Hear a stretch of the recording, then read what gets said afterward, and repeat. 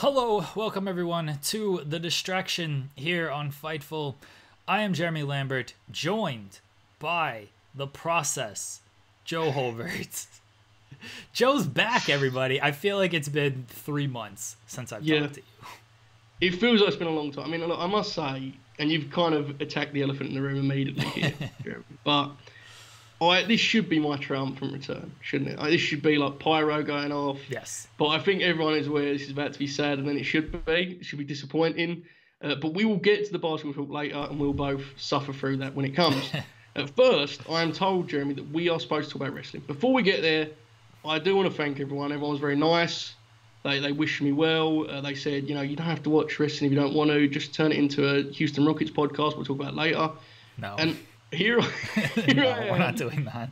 I'm here to confirm, Jeremy. I have not watched it. No, I'm kidding. I've watched all the wrestling other than NXT, which is banned. I'll never mention it again. And apparently, from what I hear, the biggest party of the summer is mere days away. So I'm ready. I'm excited.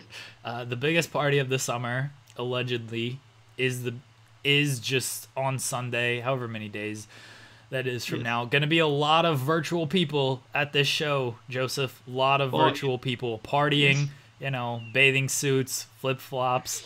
They should have had this show on a boat. I'm still mad they didn't have this show on a boat. That's the one issue with this, and we're going to get to the new setup and stuff. It's like, when you've heard of a boat being used, this is very disappointing by comparison. But it's something, right? We'll take the victories where we can, nonetheless. We're going to talk wrestling. We're going to put 5 minutes on the clock. First off, thank you to Denise Salcedo, who filled in last week. We talked about Taylor Swift for about 45 minutes of the hour. Joe, I know you're disappointed you missed that show and our big discussion. I know, right? I had so much to add, and I just missed out on that one. Incredible. Bray Wyatt being the Taylor Swift of wrestling got a lot of people. A lot of people. Okay, hang on. So, I know we're on a time. We got topics. Whatever. But whatever. I need to ask you this because I know you get accused of the clickbaitery a lot, right? You've come in. Apparently. I tweeted the Distraction podcast last week to show support for the squad, and someone was like, this is terrible clickbait, and I was thinking, there isn't really any clickbait here, right? It's just like a take. Yeah. It's not like anyone's going to be like, oh wow, Taylor Swift is now Bray Wyatt. I don't understand what the lie was. It was just a take with a picture of Bray Wyatt. But anyway, you're the pro on that stuff. I don't know. It was legitimately a throwaway line on the show because we were talking about the layers that Taylor Swift has on her music and stuff, and all the fan theories people have with her music. And I legitimately, I was like, oh yeah, they call Bray Wyatt the Taylor Swift of wrestling. And Denise is like, do they really? I was like, no, I just made that up. I've never heard anyone say that. But I was so proud of this line. I was like, I know if I make this the little image for the podcast, people are just gonna go crazy over this. And so it completely worked. It 100% worked. Sure, you can call it clickbait. There's a very good chance that is now the second highest rated show ever. Very good chance. Which would be, I'm going to have to take another week off so you can get the hat trick and have a top three. Just for that, Joel. So, anyway, yes, we'll get into the layers later. Not the Taylor Swift ones. That was for last week. We'll get into the Bray Wyatt ones, definitely. Here we go. Let's put 5 minutes on the clock. First topic, Renee Young is apparently leaving WWE. She's scheduled to work SummerSlam this Sunday, but according to Outkick, she is gone at some point. She gave her notice last week, according to PW Insider, and she's done, Joe. So what do you think of Renee going elsewhere? Well, firstly, Jeremy, I'm very thankful that I didn't tweet any hot takes because I would have hated to be quote tweeted into oblivion. We'll get into that. I want to give you the ball on that one because I know where you're coming from. Renee is going to be someone that will be remembered very, very fondly. And the best part about saying that is, not only will she be remembered fondly, we loved having her in wrestling, right? This isn't a thing where in 20 years people are going to go, oh, Renee Young, people really enjoyed having her around. And I agree with your take that as far as the actual television shows, they could have unlocked her more. She's so good at off the cuff and being quick, and that really doesn't suit their presentation the time she was there. But yeah, I mean, she's only behind Jean, right? As far as that kind of personality, that's the only person you could really put on her level. So I agree with your take that it's a miss and a loss for WWE, but like it's not really because of what they have her do.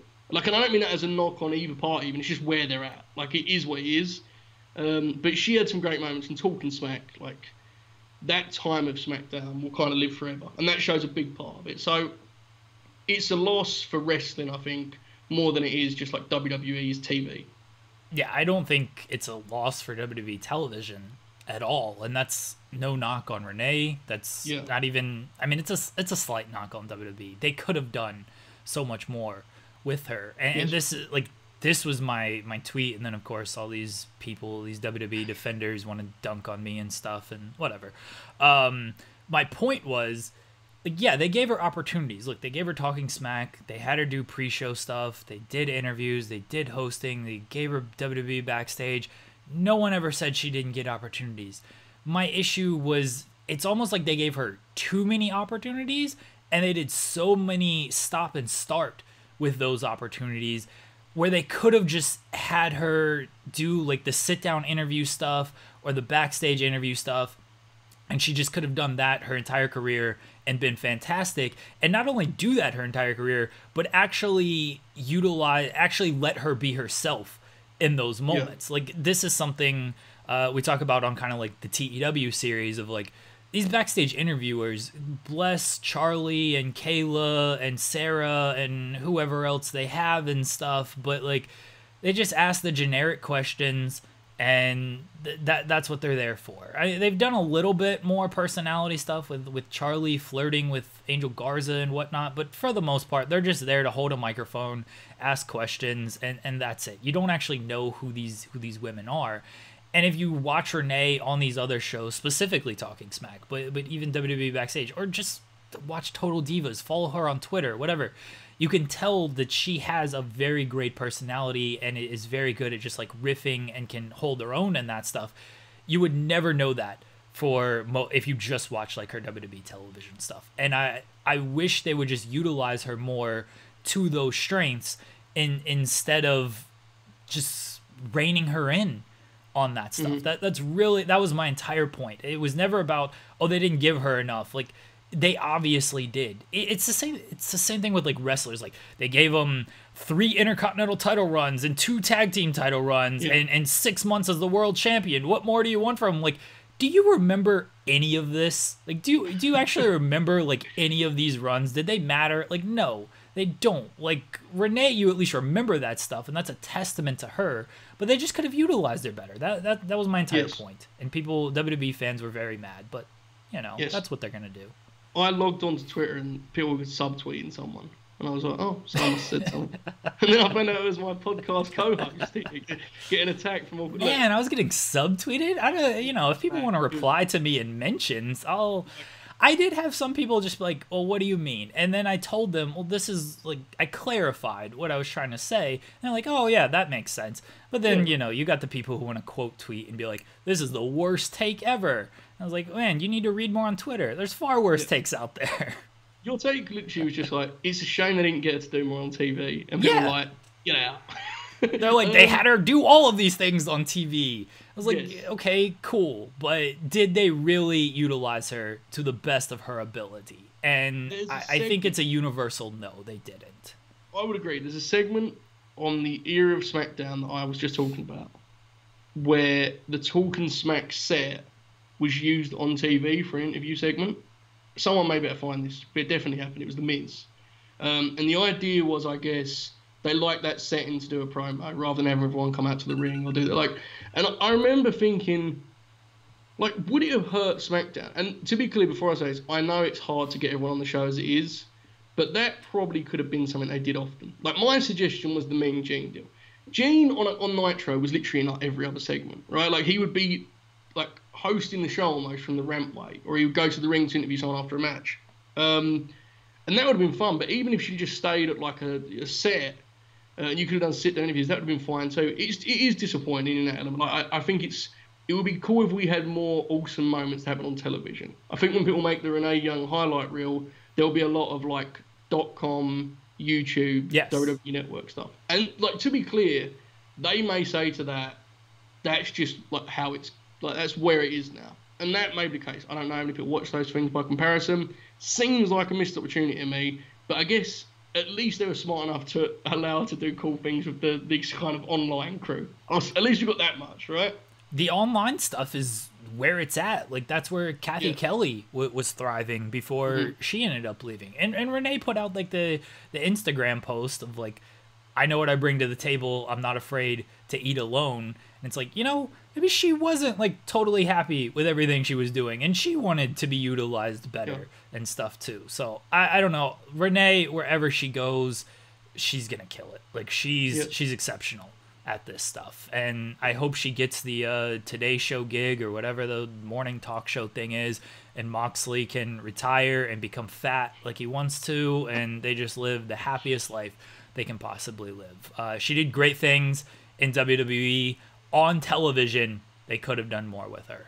I really wish the WWE backstage stuff worked, because it sounded like they wanted to, like, build the whole Fox Sports 1 WWE brand around her, and I think that would have been great.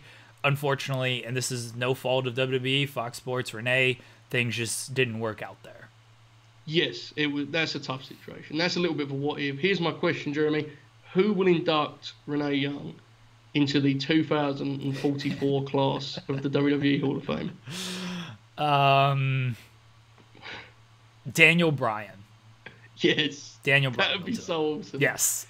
Let's do that soon, actually. Yeah. We don't need to wait till... Let's do that next year, actually. Yes. That sounds great. I'm all in on this one. That's very good. Renee will not be part of the long-term Thunderdome, Joseph. They're moving out of the Performance Center. They're starting a residency at the Amway Center for at least 2 months. It could extend beyond that, but basically WWE is promising a virtual fan experience. They're going to have big LED boards, and there's another report going around from Alex McCarthy that Shane McMahon is in talks to potentially take over Raw. This is the report. I don't know how true it is. I trust McCarthy, but even he was like, it's single sourced. I couldn't get anybody else to really confirm it.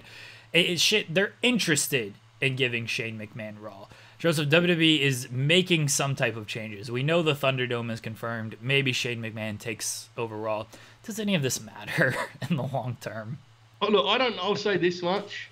Big fan of going with, like, a full wrestling name. Like, Thunderdome is peak. It's just peak sports entertainment carnage. I'm in on that. Shane is Shane's playing the game, pal. He knows that the other game, the other game is not quite looking like the potential leader he may have. So I have no idea with that. I assume he's already pretty involved. There was a report about him being involved in the Rumble, right? Yeah. Which was the thing I liked most this year in WWE. So maybe he's a genius. Maybe we never know. The Thunderdome. I mean, look, I must say, and I think I'm very much alone on this. I thought like the PC setting was basically fine. Like, I understand people hated it. To me, at the end, it just became like a studio show. Like, it didn't bother me. Right. But it is nice to change the scenery. And this is the home of your next NBA champions. Correct, Jeremy? Right? That's the true. Magic time. Yeah, by the time everybody listens to this, the Magic will be up 2-0 on the Milwaukee Bucks in the first round. Actually, I think the game's at like 6 o'clock today. So the game will be going on as this. But maybe by the time some people listen to this, they'll be up. The Thunderdome, I don't know what it's going to look like. I've seen the pre-videos and stuff. It looks cool. I'm sure it'll be like for SmackDown and even for SummerSlam, maybe for Raw. I'm sure it'll be like cool and people are like, oh my God, this looks so amazing and everything. It doesn't matter if the product doesn't actually change. Like, if the product doesn't actually change, then I don't see how this stuff matters. Maybe they will change the product. Maybe they have just used these last, 7 months? How long have we been doing this, Joseph? Since March. Maybe they've used these last however many months of just like, we can't really do anything. This is going to be all just be throwaway stuff. But once we get the fans back, pal, it feels like, it really just feels like the dangling carrot of like, this is what we've got to do. This will turn things around. It's very TNA-ish of like, just need prime time. Just need that Spike TV primetime deal, and it's going to turn everything around. I mean, I'll say this much, and I think you may be right, but here's what I'll say. the stalling that they've done over the last 5 months in the PC, infinitely better than the stalling they did before the Fox deal last year. That's my hot take. Like, I understand a lot of people hated this last few months, and like, don't get me wrong, I've not been a big fan. I've skipped a lot of it, but I do think that last year the Fox carrot was an like, there was so much bad TV last year, and it was just like, when it comes, be ready. It's gonna be, and then Cain Velasquez walked out. So it can't be much worse, right? I think it's already been better in the stalling, so maybe this next bit will be better too. I'm being positive about this, Jeremy. Is it bad that I don't remember any of... It was so bad. It was the wild card stuff. Oh, right. Yeah. Was that... Wait, that was after Mania, I thought. Wasn't the wild... When did the wild card start? Yes, after Mania. I'm listing that whole 6 months. Oh, okay. I was just thinking of, like, the 3 months before the Fox deal. You're going, like, literally after Mania to Fox. It was just... all 100%. Stalling. All right, that's fair. I remember part of that stuff.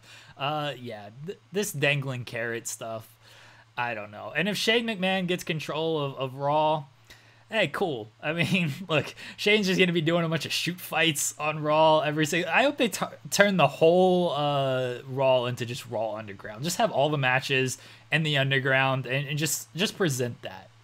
That's my pitch. Where are you on the Raw Underground? Like, I still enjoy the idea of it. I think it's very hard to do the actual, like, competitive matches. Like, I think Dolph's about as equipped as you can be, and I thought his match with Raymond Rowe, who, again, I never get the name, I thought it was pretty hard for them to pull off, like, the shoot thing. Like, it's easy when it's a squash, right? Because you're just killing the guy. Man, that was tougher, I thought, in a competitive match. I don't know where I'm at on it. I just don't know what the end game is, and I'm not sure they even have like an end game. I mean, they had the Hurt Business take over Raw Underground the first week, and then we haven't seen the Hurt Business back there. So I don't know what the end game is with that. The competitive matches are going to be tough, and then they're going to have to maybe wrestle again. So it's a weird thing, but bless Shane. Shane's been pitching this concept for 2 decades, and then it finally came to fruition, and now he's like just back in the game. He's like, I'm gonna have Raw now. Everyone thought I was done. I was doing these other ventures. Now 2020, this is my year. I got Raw. Triple H has got his little vanity brand. I've got Raw, pal. Yeah, in all seriousness, I genuinely hope Shane is okay, because like, he was sweating a lot a few years ago. As someone that sweats a lot, I'm alarmed by that. Like, the Underground appears to be the worst place for him to be. It's very hot there. Yes, but the segment he did, before Dolph did the match, when they were like doing like a promo segment, Shane had a mic to Dolph, and Dolph was standing there and looked like it was like a winter's day, and the sweat was pouring off this man's head. I hope he's okay. It appears that Raw would not be the job for a man that sweats at that degree, but I don't know. It's none of my business. It's very hot at the Performance Center. This is why they're going to the ThunderDome. Much cooler. Yes. Much cooler in the ThunderDome. NBA champions. Finals MVP. Who are we going for Finals MVP here, Jeremy? Are we going with Fultz or James Ennis III? Evan Fournier. Google him. Yes, I'm all in on this. I'm all in on all of this being a thing. And WWE sending one of their lame belts to them while they're in their arena. That'd be great. Did you see the report of the Bulls coach, Jim Boylan? I guess that's his name. He had the fake WWE title that would be awarded to like the winner of the one-on-one practices. Oh, that's tough. It gets worse for him with every report, right? They had, the report was like, oh yeah, he came up with like a bunch of gimmicks. One was like a punch clock. You punch in and punch out. Yeah. But the other gimmick was like, you get a WWE title if you win like the one-on-one practice. And he'd done so many of the gimmicks that the players were just like, this is stupid. Like, this guy sucks. I'm generally one that will try to like side. I think the coaching job, it's a very hard job. So I try my best to sympathise. Everything you read about Jim Boylan makes it worse. Like, at some point you just say, like, yeah, maybe he sucks. I don't know. Sure. I'll take the loss. I'll never forget the Bulls game against the Thunder this year. And Levine had like 40, maybe even 50. Like, he was cooking, hitting half-court shots because everyone hits half-court shots against OKC. And Boylan like called the timeout and like cut Levine off. And then I think he called a play for somebody else. And they had the camera on Levine. And Levine is just like, motherfucker, I've got 50 points. I'm doing whatever I want. The thing that made it better was the interviews he'd do, in which he'd go to that like serious voice, like he was like a mafia guy talking to these reporters. That when they asked him simple basketball, he'd be like, who wants to know? He'd go like really serious and stern with him. It was glorious. I'm gonna miss him, to be honest. But there you go. He'll get a job with the Knicks in a couple of years, I'm sure. I'm not gonna say anything about that. I'm gonna keep my mouth shut on that. SummerSlam is this Sunday, the biggest party of the summer. We have matches. I don't know what they are. I don't have the card in front of me. There are matches, though, Joseph. A lot, because it's such a big party. Not big enough to where they need it over 2 nights, but still a very big party. The men's matches. What on the men's side are you looking forward to the most besides Dominic and Seth Rollins? Definitely what I assume is the main event, which is Drew McIntyre Randy, which I am a 9 on my excitement scale, which I've always used on this show. You've ruined this match for me, by the way. Yes, you've ruined I know. it. And myself. I'm suffering too. I have concluded that this is going to be Retribution, and that is the worst. Because this is a rare WWE match, and to be honest, this is a rare wrestling match in 2020, where both guys they feel like unbeatable in the wrestling sense, you know? It's like, can you really beat Randy flat when he's the strongest part of the show on the male side? With Drew, it's like, is it really time to take the belt off him? Retribution gives you the ultimate out on that, and I don't want them to prove us right in saying you can't beat either guy. I mean this sincerely. They can't afford to end this SummerSlam with some Retribution nonsense. No. Like if they're gonna do it, which is bad enough, they at least need to unveil who it is. Would you agree with that? At least give us a headline. It can't be just Retribution stops Orton McIntyre rematch at Payback. Like, they can't afford that. The reaction to that will be unbearable. I don't even want to go for it. Okay, just give us a great match between two, like, I don't want to say old school or throwback, but they're two guys that carry themselves like top guys, perform as such, look as such, and it should be, I'm not going to say it's going to be a classic or anything like that, it should be a really good match between two guys that are doing great stuff. So that's my exciting match. I just wish I could get rid of that doubt in my mind. Yes, this is why you've ruined the match for me, because ever since I saw you pitch this on Twitter, I was like, this is 100% what they're going to do. This is totally what they're going to do. I'm with you. If they do it, you've got to unveil whoever it is, and it's got to be good. It can't just be Performance Center geeks that you're gonna beat the next night on Raw. Like, it's got to be like a big superstar who you actually have plans for and is gonna carry you, honestly, until like WrestleMania. Like, he's gonna these people, this group, whatever it is, like, they're gonna carry you all the way through the fall and into next year. It can't just be, we're going to come here, these little 5'8" dudes destroying the ring. Maybe this is how they get out of Retribution, is like they try to stop this match, and McIntyre and Orton just like lay them all out, and then they're like, well, let's continue with the match. Let's finish this off. Retribution is done. I'm with you in that I don't know who wins this match. I think you go with Orton. You do the rematch at Payback, but then I don't want him. Can you beat Drew twice? Do you 50-50 and Drew wins and then Orton wins at Payback? There's plenty they can do. I think that's good and bad, because when they have plenty they can do, they always seem to go with like worst case scenario. Yeah, if this doesn't go on last, be very alarmed that you're not even going to get like Retribution. You may legitimately just get a count out. If this doesn't go on last, they're 100% doing a screw finish, like something dumb. I want to be optimistic because I just think it should be great. I don't know.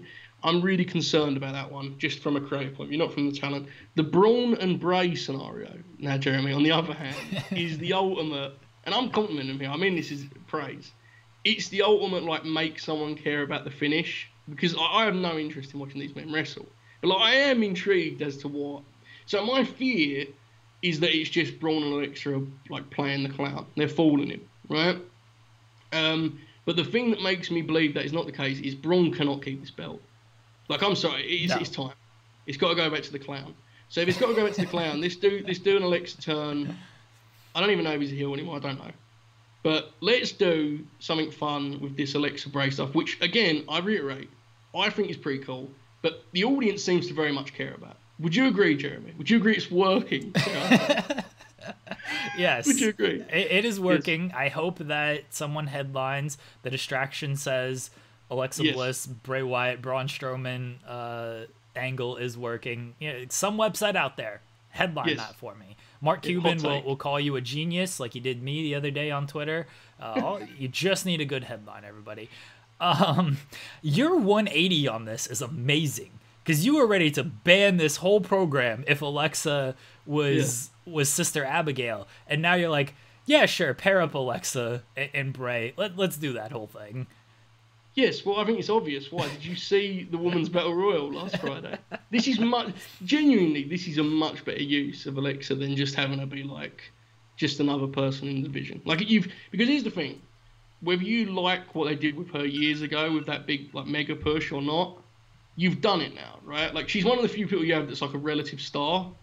Don't just like 50-50 her into oblivion. And her and Nikki were getting beat every week by the legit boss and the role model. So this is much better. It gets to show the acting range. And, Taylor, in all seriousness, obviously wrestling acting is very bad. Alexa's doing everything she can to get this thing over. She's trying her best with all her might. She's doing her best here, Jeremy. Come on, give some credit. I have no problem with what Alexa's done. I think she's been fine. Bray has been Bray. He's very good at being Bray Wyatt and being the Fiend and doing these type of things. Braun has been god-awful. Just awful. I'm with you. They've got to get the belt off of this guy. Put it on Bray. Do the Alexa Bray. I want Alexa in the Fun House. I think we talked about this over text. Yes. We need the two sides of Alexa where one side is she goes back to Sparkle Alexa Bliss, like Disney princess. Like we know she wants to be a Disney princess. That's what this whole storyline is. She's auditioning for a future Disney role. So, the two sides of Disney princess Alexa Bliss. I'm for this. Yeah, and I am convinced that this would be like a major hit. Like, I'm not doing a bit here. I'm being 100% serious when I tell you. Like, Alexa just being Bray Wyatt, but in the women's division, would be like a legit hit, I think. So, do you want Alexa in like full like clown mask, like fiend mask? I want a cool mask, yes. I want the Sparkle Alexa to be in the Fun House, and Bray introduces her as like his co-host, and they do like really excited monologues, and then I want her to get a really evil mask and kill everyone with DDTs. That's really what I want. That's all I want, really. We're supposed to talk about the male matches here, and I'm just fantasy booking at this point, but I think that's more interesting. Like if they just do a thing with Braun, like it's like, that just kills everyone at that point, because then Alexa goes back to doing nothing. Bray is an idiot, and Braun is still Braun. What an absolute miss that would be. Just do something fun. Just get a clown mask for Alexa Bliss, please. That's what I'm asking for, Bruce. Do me the favour. Look, I'm for all of this. I think WWE is at its best when they just lean into stuff like that instead of acting like that's not what they are. Because that's what they are at this point. So I'm for this. The women's matches, there's like 4 titles and 3 wrestlers. And then Mandy and Sonia Deville are on this show as well. What do you think is going to happen with the Raw and SmackDown women's title as Asuka faces Bayley and Sasha Banks in separate matches? I have a question for you first. Okay. Is this the most stressful week yet for Asuka fans? Would you say? Is this the worst one they've ever had as far as like, they're about to murder my favorite wrestler? No, I mean probably, but like she's gonna have the clown mask. She's going to be Kana Asuka coming out here. Yes. That's what I've been told. That's been the rumor and the report and the innuendo for 3 weeks now, ever since Kairi Sane screamed out Asuka's name. Yeah, I mean that's really gone a long way. They did a lot with that. Look, here's what I'll say. Genuinely, if you give me the possibilities they were given last week, I don't think this is a bad direction, because the Battle Royal, to make up for the fact you haven't built a contender, is bad. It is bad, and it's very Divas title bad. I don't mean that as a knock on the talent. I mean, they used to do that all the time, right? Let's put a woman on the pay-per-view, do a Battle Royal to crown number contender. It's bad. Yeah. There at least is an angle here. My one issue is, and it was a great match, so I apologise for taking it away from the fans if I could go back, but like Bayley and Asuka should be a fresh match, but they just did like a long match on Raw. Yeah. And it's like, that was avoidable. They did that to themselves and then booked them again in the pay-per-view. So Look, I think there's something to be said for there being an angle here for both women, because I feel for Bayley. She's always given these like lame pay-per-view matches. It's tough. She's avoided that here, assuming they don't do something silly and do like a short one, which they very well could. So the big key is, which belt is Asuka getting? And please tell me she's getting one, because otherwise, oh dear, this is about to get bad. She's getting one, right? Because Baszler's going to go after the other one. So which one are we saying here, Jeremy? Here's a couple things. One, this is another instance where they have multiple endings they could do here. And yes. I that's typically a good thing, but with WWE, it's very tough to trust that what they end up doing is going to be any good. Here was my pitch. I think Asuka is getting both belts. And then she is teaming with Baszler to win the women's tag team titles the following week at Payback. They're going to put all the titles on Asuka now. Look, they've got to delay this Sasha Banks Bayley stuff until WrestleMania, and they've just got to keep coming up with ways to delay it and delay it and delay it. So now you just take both belts off of them. You do another 3 months of them like, oh, we're not the champions anymore. You know, we're going to go after our belts and stuff. And then maybe at the Rumble time, maybe at least like 5 fans will be allowed in the arena by the Rumble. That's when they can do, all right, one of them has a belt. They can do the jealousy stuff. They can do the big turn. And then maybe at Mania, maybe SummerSlam next year, they can actually do the big match. But I still think they're just going to delay and delay and delay. And they're not actually going to like advance this anywhere. And so that's why I think Asuka's getting all the belts. What do you think the story actually is right now?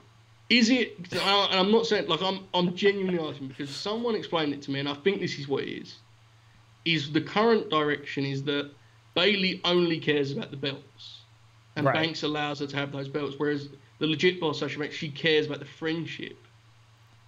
I don't get that, though, because Banks is always holding on to the belts and side-eyeing the belts and stuff. Yeah, like, true. That's been the layers and the faces, right? Is Banks is always like looking at the belts. So I don't think they know what the story is. That's the thing. They don't know. And so they're just going to keep delaying and delaying it until they're like, okay, now we're going to pull this off. And then once they pull it off, everyone's going to go back and look at all this stuff, and you're going to see a bunch of Twitter threads and Reddit threads and everything like, oh, remember Sasha Banks on the March 23rd episode of Raw and the way she carried the Raw women's title like this? This proved that this, when the turn actually happened. It's like they didn't know any of this stuff. Yeah. I've got to say, I'm legitimately fascinated as to what the eventual turn is here.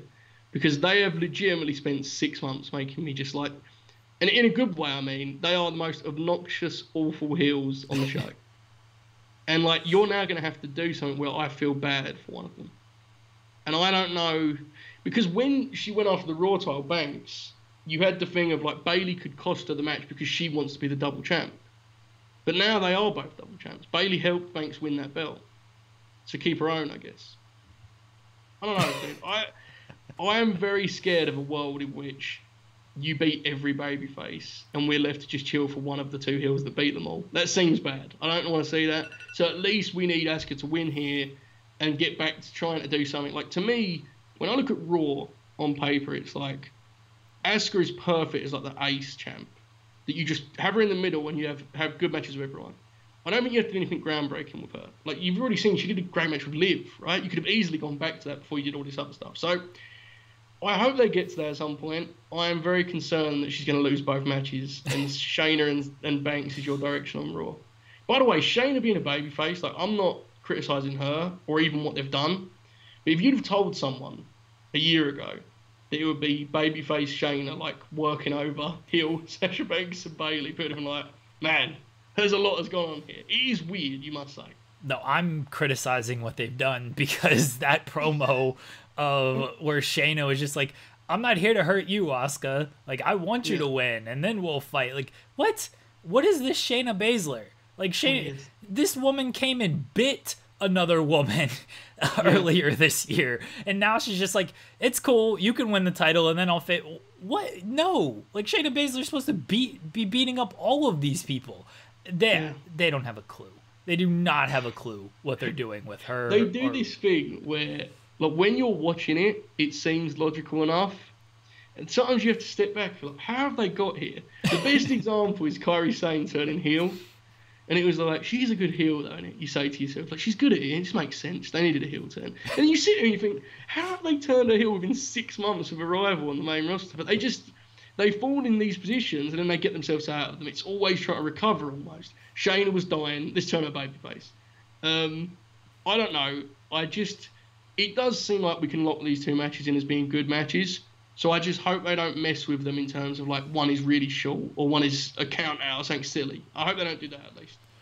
Sonia Deville and Mandy Rose, I do want to talk about it because this program was like really good. I mean, it's still good, but it was hot, and then they went away for a little while for reasons, and then they came back. And I still think it's a fairly hot program, but someone's getting their head shaved here, Joseph, and I would imagine it's Sonia Deville. Sean keeps harping on, Sonya signed with like an agent and could go to Hollywood, and this is just Vince saying like, they ain't taking her, she's bald, pal.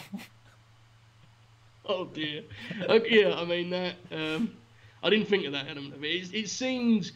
I think this is fun. I mean, it's easy to say it's old school wrestling, but it's very easy, and I think big credit to both of them because getting a non-title women's match on SummerSlam is like a legit feat, and I really mean like good on them for that, and good on creative for trusting them even after they missed those few weeks. For like, it's hot enough, we can go back to it because they could have very easily forgotten about it. Like I thought they already had. So I think everyone has done a good job here. I still am struggling a little bit with Mandy as a babyface. I don't think she's found herself yet, regardless of what side of the coin they use. But it's easier as a heel, right? It's easy to just be arrogant. It's like, that's the character. I think everyone has agreed that Sonia's kind of stole this thing. But Mandy, we assume she's winning both of us, and Bayley really needs a fresh babyface that people like. This is a big opportunity for both of them, but Mandy especially, I think, is going to be set up for something big after this. I hope the match goes well, because I'm not saying it won't. I'm just saying they've had very little opportunity to have like long, not even long, just a proper pay-per-view match, singles. Neither of them had, right? Like, I mean, Mandy had a match with Asuka which was like pure smoke and mirrors. So I hope they can make the most of it because it's a really cool opportunity and they've earned it as far as what they've done on TV. I like Mandy challenging Bayley. I think you can do some fun stuff with. Remember Otis, Money in the Bank winner, Otis? I think you can. No, you probably don't. I don't blame you. I actually think now I'm reversing position. Now Bayley and Banks are going to hold all the belts and they're going to go after the Money in the Bank briefcase. That's the next plan for them. So I think that's the play here. Mandy wins. She moves on to the feud with Bayley. The Money in the Bank briefcase is what breaks up Banks and Bayley. That's what they're fighting over. That's my pitch. You know, it's amazing. Bayley could wrestle Otis on pay-per-view, and I'm certain the layout would still be 12 minutes, Bayley gets an 8-minute heat segment, screwy finish, go home. No matter who she wrestles. It could be me or you, and they'd be like, work the leg for 8 minutes, come back, Sasha does something, finish. There's no chance they're changing that. So, that could be something. I'm not going to say. I was about to say it could be fun. I don't know about that. But I hope that they do. Here's my thing. I hope they have plans for both women after this match. Because sometimes when you go deep into like the personal conflict territory, when it ends, it's like, and then the next conflict's about like karaoke. You know? Like it's hard. You're going to need to follow up well with this because they both deserve that much, I think. This feud has been going on for so long, too, and it's not completely their fault. I know they missed time, but this is just, like, what they do. I feel like the Iconics and Riot Squad feud has been going on for 5 months. Let me go on that. I'm sorry. I have to say this, because I think I've imagined it. They beat them in a tag match, and now they are going backwards. They're working backwards to them getting together and beating them in a tag match. They did it 2 weeks ago. What are they doing with that thing? Why is the story... The story, obviously, is they come together and they eventually beat the best friends, the Iconics, proving they are also friends and a team. But they've already beaten them. What's happening? Why are we doing this? Anyway, carry on. Sorry, carry on. I have no idea. It's frustrating. Naomi and Lacey is going to go on another 5 months. They should do more karaoke segments. It's... Whatever happens after SummerSlam... I hope they can just move on to some new programs. Like I really hope they got the fans back. You know, they'll be chanting for Naomi. Give Naomi a chance. Just do something different. That's all I'm asking. Let's move to our retro segment. Joseph, did you know, before we get to the retro, we're not going to talk fully about AEW. Did you know AEW is on Saturday this week? Had that exclusively confirmed by Ricky Starks. Wow. Yeah, naming my source on that one. So yeah. Wow. Okay. My notes for this match, Jeremy, and I know that your experience. Let me set it up. I haven't even gotten the proper setup here. Did you say retro? Yeah, I just said retro, and you're like, my notes for this match, a retro. I guess we're doing a retro Ricky Starks match now. Him against the Brood. Yes. Yes. So 5 weeks ago, whenever Joseph was last on this program. 2 years. Yeah. His retro match pick was WCW New Blood Rising 2000, Kevin Nash against Goldberg against Scott Steiner in a shoot match, right? This was Raw Underground before Raw Underground was cool. These guys were shooting. Yes. Nobody was doing the job. This is just like peak Russo 2000 WCW. What do you have on this match, Joseph? Because I cannot wait. Well, in fairness, I want to just say, before I talk about peak Russo, there are a few things more peak Joe Hulbert than picking this match because it was the anniversary and then missing an episode so that it was no longer an episode. I want to make it clear. You were very excited. You were like, oh yeah, it's going to be the anniversary of this show as well. And then the 20-year anniversary of this match last week. Yes. So the first thing to note about this, which is an obvious one, is that this show obviously is named after the famed faction of the New Blood, which, based on my research, did not exist at the time of this pay-per-view. It had already died. No, yeah, they'd already killed it. Okay. I know Wikipedia is faulty, Jeremy. I know. This is a direct quote from Wikipedia. Despite never being announced before or during the show, every match on the card was contested under no disqualification rules. That's a real thing that appears. And it's like, but it was never announced. Like, they did this afterwards? Did Shivani open the next Nitro being like, so by the way, guys, you were wondering about the rules last night. It was actually no disqualification. But anyway, I don't know. Well, if you look like there's a ladder match, this was the Judy Bagwell on a forklift match.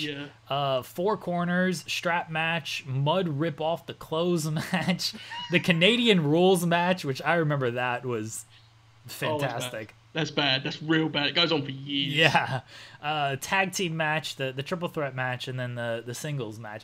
So a lot of them were kind of no disqualification matches as is. Okay, good, thank you. I've seen this a million times, but obviously this time I'm noting stuff. I'm trying to, be a professional. Like, in the entrances, Tony begins to ponder who would go over, and he's like, he's like, best for the promotion. Like, he starts doing like what we do on here, on television, on pay-per-view. And then, so Steiner's there, Nash is there. Goldberg suffered a motorcycle accident yesterday, supposedly. And he's not here. And they play his music, he doesn't come. They play his music second time.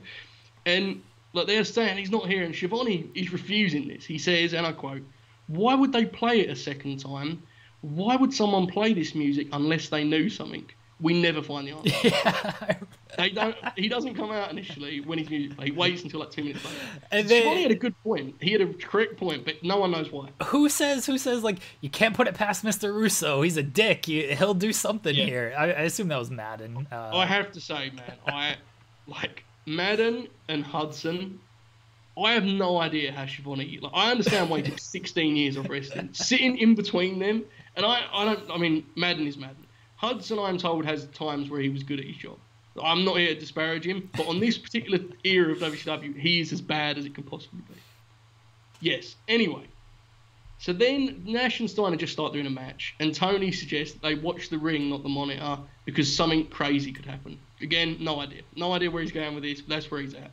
Then they start talking about a shoot fight, and the motorcycle accident I mentioned earlier, Mark Madden describes as convenient, which, I mean, it's one thing to be like, I'm feeling a bit poorly, I'm not going to come to the New Blood Rising this weekend, but I had a motorcycle accident is a little bit more bold, I must say. Then Goldberg does come down 2 minutes later, and his ribs are taped, which is supposed to signify, I don't know. Like, that was what he was doing? I don't know. It was in an accident, they said. So why wouldn't his ribs be taped? But he must have been in the... Like, there's no... the music was playing. Someone knew something, right? So then you have Steiner starts doing all his suplexes. He gets sat in the ring. Then they do this portion of brawling, do Goldberg and Nash, in which I believe Nash is trying to, like, suggest that this is a real fight. Yes. And it is spectacular. Nash is going with, like, the Vlad Klitschko, like, high arm defense, while Bill tries to launch hooks over. He's having great success, it must be said. And then Scott Hudson says, this goes back to Starrcade 98. Nash was on the booking committee. An incredible bomb to just throw in the middle of a wrestling match. Throughout the whole match, Steiner tells the referee to count every time it goes for a pin, which is glorious. And then we get to it, Jeremy. And if you're watching this, you haven't seen this match, what I'm about to say is true. I promise. Nash prepares to jackknife Goldberg and taunts.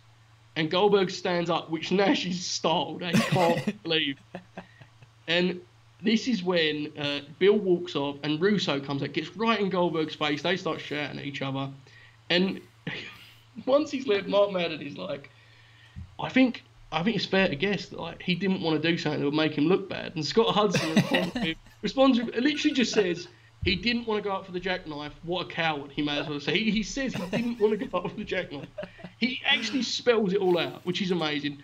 And this is where it gets even funnier. Remember last time we did WCW 95 and I said the peak of WCW, the beauty of it is, on the surface it's hilarious. But once you think about it, even a slight moment more, it becomes like brain melting. You can't fathom it. Because then Steiner and Nash just do like a match. And Nash sells the post and Mark Madden's like, he's a pro. Look at the way he's falling down. He's a pro. Schiavone in the middle of this co-main event says, I would love to see what's going on in the back right now. Done. Tony is done, okay? Then Medeja comes down. They do a whole lot here. And it's explained to us that a lot of people are going into business for themselves all over the place. Which then makes me... Is this also a shoot now, Jeremy? In this fake wrestling match that Goldberg was supposed to lose 3 minutes ago. And I have an answer for you because he's about to explain to me. Then Nash does a DDT and Mark Madden explains they are really working on the fly here. I've never seen Nash do a DDT. Again, this really happened. They called it in the ring. Yes. And then Nash wins with the jackknife and Schiavone or one of them says he went up for it, Goldberg didn't. Yeah. So then that was fake. The second half of the match was also fake. Scott Steiner is also a fake wrestler, and they just did an on-the-fly match to make up the fact that the unprofessional Goldberg had left. They had a script. They had the script for the triple threat match. They always hold it up as well, right? This is the time they go, not on here, not on the script. It's phony script we got here. Goldberg he's not doing business, not doing good business, went into business for himself, and because of that, Nash and Steiner, two pros, as explained by commentary, they had to just put it together, call it in the ring like they used to do back in the good old days of professional wrestling, because they are pros.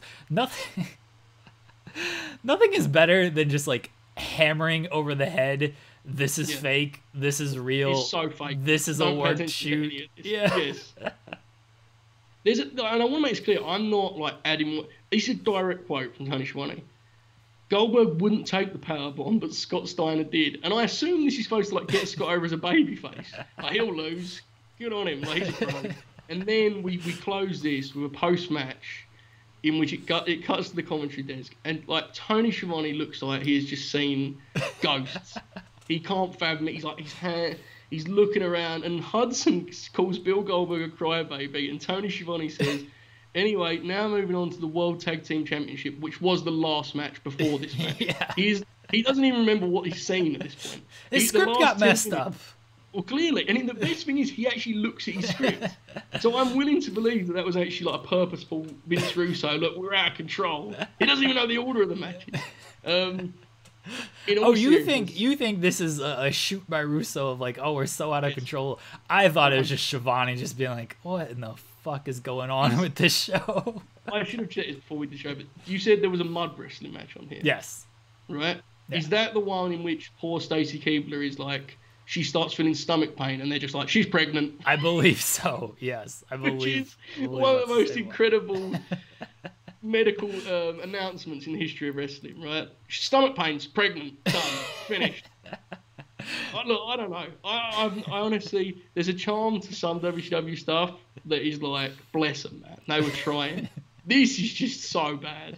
It's terrible. And I'm sorry, but 20 years later, there are still accounts out there that are like, check the ratings, Russo's the answer. Like, I'm sorry, guys. This is as bad as it gets. It's actually a match built around the good guys being pro enough to lose.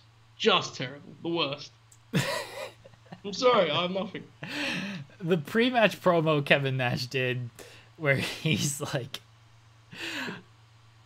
"I'm going over. Like I'm not doing the job." I don't remember. He does one pre-match promo where he's like, "I'm going over" on the show, and then he does one on like Nitro or Thunder where he's like, "I'm doing the job," or "I'm not doing the job." Like Nash is just out of like spoiling the match. He's like, "Look, everybody, I'm going over. I don't know who I'm pinning, but I'm definitely going over." Okay, clearly he was supposed to pin Goldberg. Goldberg, the unprofessional prick, was like, "No, you're not pinning me," because as explained, he doesn't want to look bad. And then but Nash was still going over. They called the match on the fly. I don't know what your issue with this match is, Joseph. It was all perfectly explained right there. Almost the worst part of all of it is that Vince Russo like confronts Goldberg. Yeah. He gets in his face. Like, get back in there. What is happening? Get in there and lay down for this pinfall. Take this jackknife like a pro. You know, honestly, and I'm totally with the notion that like WCW is going to die anyway, and the merger and stuff that I'm nowhere near as educated on as others. Like, I'm with all of that.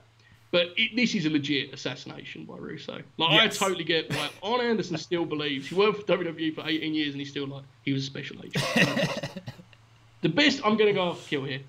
Arn Anderson, I haven't listened to a lot of his podcasts, but the bits I listen to, I'm left wondering if Arn is doing like a bit, or he's just like, he's next level great. And I think it's the latter. He is asked for a story, Jeremy, about Rick Rude. And I'm excited. Arn Anderson telling a story about Rick Rude. He explains that one day he was in the gym and Rude came in and lifted weights for like 10 minutes. And Arn is like, he goes, never once did I see his eyes open. He was sleepwalking. What? Like, Arn believes that Rick Rude lifted weights while sleepwalking, and he refuses the notion that his eyes were just like a little, like, I don't know, man, dude did a lot of drugs. I don't know, maybe his eyes just weren't open that wide, Arn. He's like, he was sleepwalking, and he whispers into the microphone. He is glorious, man. What a wonderful piece of the pro wrestling puzzle he is. But yes, he was on Raw. He was on Raw this past Monday. Yeah, I know. What a punt he took. I totally get why he looks at Russo as like he was sent over to murder. Because I'm pretty sure if I watched this as him, I would be like, yeah, this is the end. It's wild. We actually take for granted how bad it is. And as someone that's gone through and watched all the TVs, it's so much worse than you could ever imagine if you haven't watched it. Like, it actually needs to be consumed. People turn heel and babyface from Nitro to Thunder, like one after the other.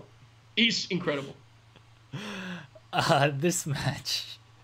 Do we know what they were trying to accomplish besides just get people talking? I mean, that's the Russo thing, right? Yeah. Like, just get people talking, get headlines and stuff. Yeah. I mean, I guess they accomplished it. The company stayed in business for another 6 months or however long it was. Yeah. I think the follow-up to this is when the show starts with Russo and Tank Abbott.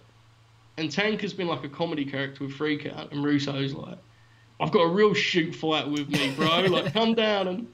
Oh, man, it's real bad. It's very sad. But almost the craziest thing is that 20 years later, Bill Goldberg has been world champion this year. And he's got 4 more matches left. Yes, because in 2000, he appears to be dead. Like, it's finished at this point. So, I don't know. It's a weird industry, but these things must be viewed to know how bad it can get. Trust me, this will make you appreciate whatever ThunderDome contraption is oncoming. This is very, very bad. My pick for next week, you actually mentioned it a few weeks ago, and this man is back. He's on WWE television now as well. The last rights match from Destination X 2007 between Sting and Abyss. I had no recollection of this match until you brought it up the other week of like, Yeah, there's a coffin that comes down from a ceiling, and I was like, I want to rewatch this match right now. This is the match, I'm pretty certain, this is the match where the Impact Zone, which at that time is like the happiest group of wrestling fans ever. They love everyone, and they start doing the fire routine. I mean, I cannot this wait. is, yeah, it's mate. I mean, speaking of things that are incredible, what year is that? Like 2007? Yeah. I want to say. Yeah. TNA are currently doing their 29th rebuild. Amazing. they truly are hard to kill. Right, but I'm looking forward to it. I haven't watched that match. To be honest, I may have never properly seen it. There's just certain elements of it that we've all seen, I think. I mean, I'm pretty sure the cast, it folds in. Spoilers. I don't want to...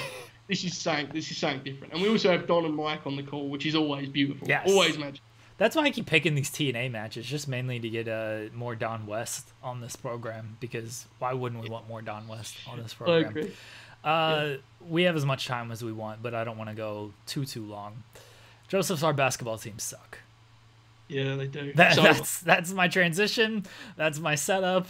Our basketball teams are not good. Your team is down 2-0. I mean, they're eliminated. Not to be mean, they checked out last game. Yes. You could 100% checked out.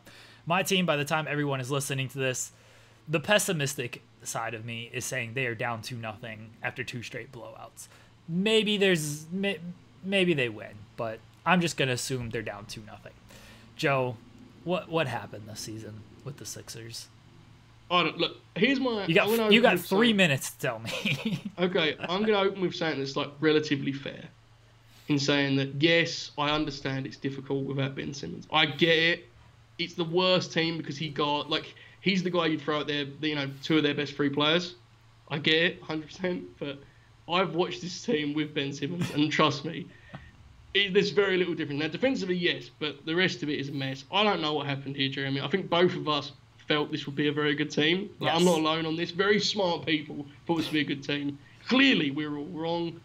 I want to send love and best wishes to my friend and my stand-in father, parent, uncle, brother, cousin, Brett Brown, who has taught me many lessons. And I've learned a lot from him and his sort of calm, philosophical demeanour. However, it appears that he's no longer suitable as a choice. I mean, here's the truth. There's a lot of people that have convinced themselves if we just fire Brett and hire a TNT analyst, championship. Pay a break to you guys. It's not going to happen that way. Mark Jackson's going to turn things around, pal. Exactly. But it is time to go, unfortunately, for poor Brett. And I feel for him, but it's tragic. They're so bad. They can't even do entry passes to Embiid. It looks like they've never met each other, and they've just been given jerseys and go for it, guys. Good luck. It's crazy. I thought this team, I think I had this team going to the finals. I had them losing to the Clippers in the finals. I was not alone. Yes. I was not alone in thinking this team was going to be very good. People inside the NBA, much smarter, not Barkley and those guys, but actual smart people when it comes to basketball, thought this was going to... They're of the mind, and my friend is of the same mind of just acquire talent and they'll figure it out. Just get as much talent. And that's what the Sixers did. Simmons, Embiid, Horford, Tobias Harris, Josh Richardson, you're that's a really good starting 5. You would take any of those players, before the season anyway, you would take any of those players on your team. No matter what role you want them in, you would take them on your team. And you put them all together, you think they'll figure it out. They never figured it out. Just never figured it out. This was a poorly constructed roster. It is partially on the coach because it's the coach's job to make this work and to figure that out. But the roster construction is also just very bad. Very, very bad. It doesn't help that Tobias Harris just forgot how to shoot, I guess, but... He sucks. I'm sorry. I'm sure you got him for another 4 years at $32 million. I know. I'm sure that before on here I've done the denial. Well, he's actually good. He's actually real bad, guys. His favourite shot is a mid-range turnaround. It's death. It's the end. He's not made 1 free in this whole series. I think he's shot 4. He doesn't like shooting threes. I don't know what's happened. I don't know what's happened. I thought that was the point of him. Is he's basically your stretch. Your stretch guy. We never watched him. We just assumed. We looked at the numbers great shooter. He doesn't actually He likes to just shoot mid-range all day. I don't know. Here's the thing. I was at a dark place last night with this, but I've now realised every other Sixer fan is there too. I think we are all collectively rooting for them to get like pummeled 2 more games like they did last night. I think that's actually best for the franchise. I don't want us to and we're not going to be clear, but it would almost be worse if we were like courageous and they could just go, oh, well, if we had Simmons. No, we need to get humiliated. It's better like this. Yeah. So let's do it in the most awful, let's have Joel Embiid do the most terrible faces he can on the bench while looking depressed and miserable, or Tobias Harris misses right under the rim. Let's have Al Horford shooting 2 shots in 25 minutes. Let's have it all go wrong. And then we can try to deal with the issues that remain. Because there are many beyond just Paul Brett. You definitely want to just like flame out in the most spectacular way. Because I remember I was done with the Scott Brooks era of the Thunder. And that was when Durant was hurt for pretty much the entire season. And Westbrook was injured a lot. But Westbrook was back for those final games. And they were like, they had control of the 8 seed. And people were just like, oh, we can get the 8 seed. You know, Durant's gone, but like Scott Brooks can stay, salvage his job and everything. Yeah. It's like, no, this era's done. Like we don't. Got to move on. Yeah, we've got to move on. And like I was happy that they missed the playoffs. Like good, there's no excuses. Like they just missed it. They choked away that 8th seed. You got to fire this guy, and they did. And like Donovan is what he is, but sometimes you just got to move on from that kind of stuff. And this is a team that's got to move on, at least from the coach. The problem is, I don't know how you're moving on from this roster. Like, it's tough. Harris and Horford. I don't like saying any contract is untradeable because there's somebody out there who will take on these contracts.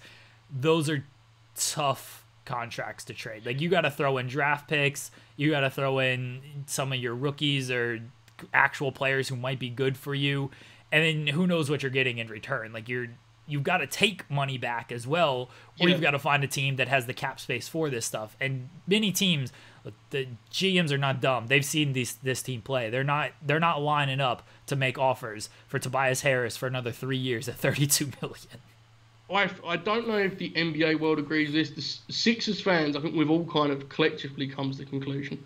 I think Horford is actually movable because I know it's terrifying money in his age, but the money is decreasing. And more than that, he could be like one of those guys where if you haven't got a centre, if your best player isn't a centre, like I know the Kings were interested in him, and I mean, don't even if we could even dare to add a shooter for Al Horford, he'd be like, yes.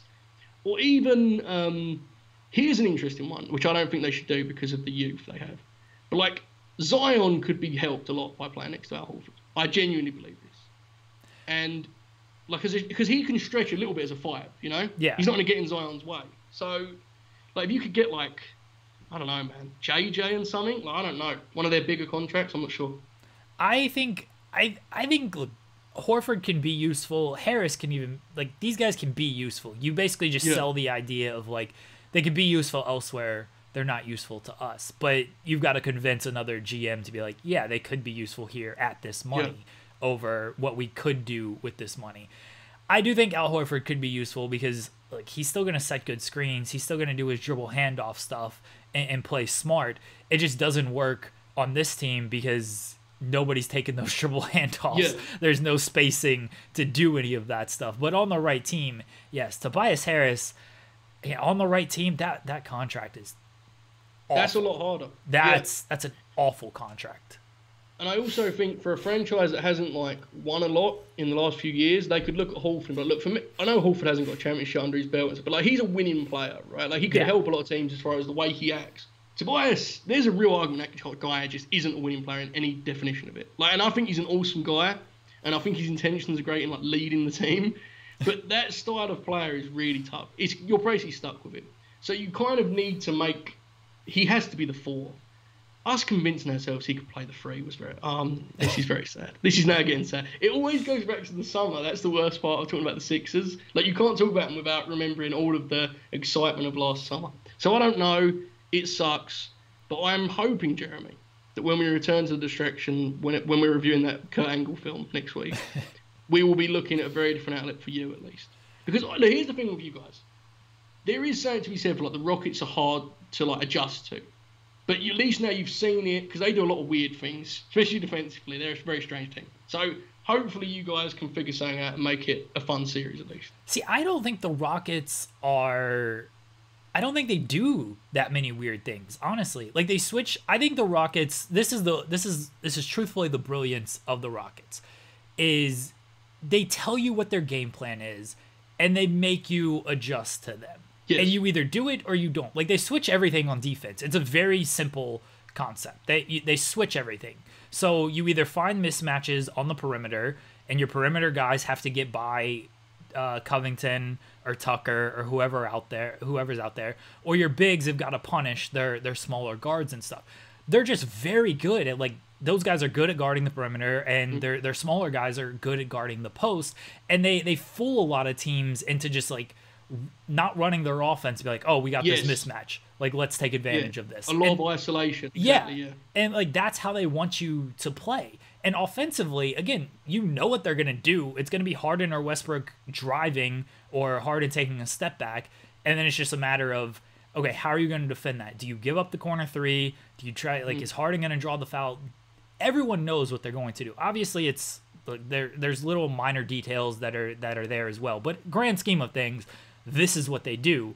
It's just a matter of, are you going to adjust your game plan to them? Or are you just going to live with what they do and hope that you can beat them with that?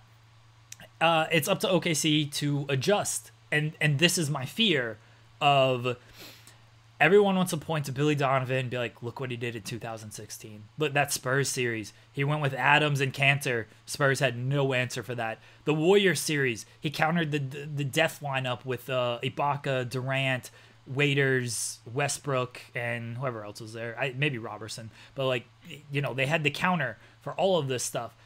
Okay, they beat the Spurs, great. They still lost to the Warriors. I don't think that was so much scheme. I think that was the superstar just not shooting and then being afraid to shoot. But since then, dude, he's won 4 playoff games in 3 years. Yeah. Like, there was no adjustments made in those series. None. And one of those wins was because Paul George and Russell Westbrook just shot the lights out. Like, they both dropped 50 in a game. There was no great game plan for that. It's just like, hey, go do superstar things, and that's what they did. I don't know if he's this, like, great adjuster that people want to make him out to be just because he had success in 2016. And that's what scares me moving forward. Yeah, I get that. I haven't watched, obviously, nearly as much of you guys as you have, but, like, I know that the offense should not look nearly as stagnant as it did. Yeah. You know, that very much to me seemed like each possession guys trying to capitalize on what you were just talking about with the mismatches. But the problem is I know we've gone long here, but I'll basically what we're getting at is that with the way they've changed their lineup, there's a lot less to make of those mismatches than there was with a Capella coming out to the perimeter. You know, like Covington he's very comfortable. That's where he'd rather be, rather than guarding the centers and stuff. So, I don't know. I mean, it's just interesting to see what they can do with Adams. I think he's a big part of it, obviously, but it was not a good start. But it's only first game, right? And I don't want to put one game happens. Everyone throws out these hot takes after one games, and like that's what the playoffs is. It's about adjusting. It's about punching, counter punching. OKC's got to come up with a counter punch. I think they have the personnel to do it. Like, Shea's got to be much better. He hasn't been good in the bubble, and that's worried of me. Schroeder's got to be better. Chris Paul's going to be fine. I'm not too concerned about him, but they've just got to figure something out to counter the switch everything scheme, because they didn't have an answer for it last game, and you've got to do that by running more off-ball screens and stuff. You can't just like trying to take advantage. Chris Paul can't beat his man anymore. It's like, I hate to say it, he just can't do that. That's not who he is at this point. He could do it in Houston, but even at the end of last year with Houston, you could tell he just didn't have that burst anymore. Shea and Schroeder should be able to beat their man a little bit better. And if they can't, there's going to be a lot of trouble, and you've got to do something different offensively than just try to go isolation, because that's not going to work. Just run your offense. Like, their offense is actually pretty competent. Just run the offense. Don't get fooled into Houston's mind games, because so many teams do. I'm not asking this to be a dick. I'm being serious. Is there right now, hand on heart, who are you picking to win the championship? Honestly, like I said this with my friend earlier. If I'm picking based on just what we know right now and not what I think is going to happen and what like the potential is, I'm picking the Raptors. Like, the Raptors have been the best team in the bubble, And they look like the most just cohesive team. Like, it doesn't look like there's any issues with that team. Yes, I can't disagree with that. Like I was messing you about the Rockets. We've said for a few weeks now, right? The Rockets are terrifying. They are actively scary. The LA teams, man, it's wide open, man. Like once my team is going to be out very soon, so I'm looking forward to just enjoying it. No, but I mean like officially, I don't even have to suffer. Right. Like I can just move on, and I'm looking forward to sort of just watching it more freely, which I'm trying because you know the weirdest thing, Jeremy, and you know this when. Every team you watch appears to play better basketball than your team. It's very sad. It's very, very sad. You're like, oh, look, they can just pass it into the post. It's easy for them. It's weird. But yeah, this is really my day to be sad. I'm hoping by the time this airs, you'll be happy. People should go to your Twitter right now as they're watching this for Jeremy's celebrations after the 30-point win with a Steve Adams quadruple double. If they lose, people are going to go to my Twitter and be like, your team sucks still. But like, that'd be mean. Come on, I mean, look, people have been mean to me on Twitter these past couple of days, all right? So they don't have an issue being mean to me. Yeah, that's true. You should do a tweet. If you guys win or lose, whatever, you should do the exact Renee Young tweet, but switch out her name for a basketball player and switch out WWE for a basketball team. That's what you should do, okay? I'm looking forward to this now. If the Rockets lose, do it one of their players. If your guys lose, do it one of them. That would be tremendous. I will totally do that. But I will. I will do that, sure. Okay. I hope I'm in a good mood on Twitter by the time everybody is listening to this. Joseph, I'm sorry about your team, buddy. It's tough, but it's better. It's honestly better this way. It is. Like it truly is. We don't need to lie to ourselves any longer. Right? Let's confront these truths. Let's bid farewell to our hero and our king, and we will move on. With a very happy Joel Embiid, who definitely doesn't hate his whole team. Definitely doesn't hate everything. He's happy. He's ready to go. Next year, bro. We're coming next year. Be ready, Jeremy. We're coming. We will be back on Tuesday. What movie are we reviewing? Kurt Angle, Kevin Nash, Sid Vicious. River of Darkness. The Hunt is on. River of Darkness, The Hunt is on. That's it, 2 weeks in the making. We had the They Live review this past Tuesday. I managed to salvage that. Very proud of myself on that one. Saturday is the TEW series. We're wrapping up this version of the TEW series. There's only like 3 episodes left, I think. Maybe 4. But not too many more episodes left of this version. Also Saturday, for some reason, I've been entrusted with hosting the TakeOver podcast review. Look, NXT's banned from this program. I haven't watched that show in like 4 months. I don't know what I'm going to be talking about on Saturday, everybody, but I'm doing the show. Alex Pulowski is going to be on with me. Everyone check that out. Friday, I'm still doing. Joseph always calls me the point god. I'm running just everything on this here website. So many shots going up. Your assist. Money. Yeah. Get that cash. The offense lives and dies of Jeremy Lambert, man. This is what it is. If you don't like these shows, like you need to blame the shooters because he's getting it to us. We just need to knock them down. It's very simple. We'll be back next week talking SummerSlam Fallout, Retribution ruining the main event, and whatever else happens. Thanks everybody for listening. Follow Joe on Twitter. Jesus, I already do these long outros and then I forget half the stuff I'm supposed to plug. Follow Joe on Twitter at JoeHulbert5. Feature. Randy Orton feature went up. That was the only SummerSlam feature. Yes. Are you doing a payback feature? I may. I was supposed to do a lot of... I must say, it's quite sad that I opted against doing all these SummerSlam features because a lot was going on. I didn't want to kind of put pressure on myself. And I don't think I've missed any big stories. No. I kind of feel like this is the story. Randy Orton, he's excellent. Listen, here's the deal. Breaking news for anyone that's watched this podcast for 8 months. I like Randy Orton. If you would like to read me saying the things I say on here, man, it's a great read. But it's pretty cool. I'm pretty happy with it. Randy Orton feature. Enjoy the Summerfest. And I may actually write one about Payback. I may. You'll see the card and be like, what am I doing with this? No way. No way. All right, check out Joe's feature on Randy Orton. Bully him into doing a feature for Payback on Dominic Mysterio after he has his first professional win on Sunday.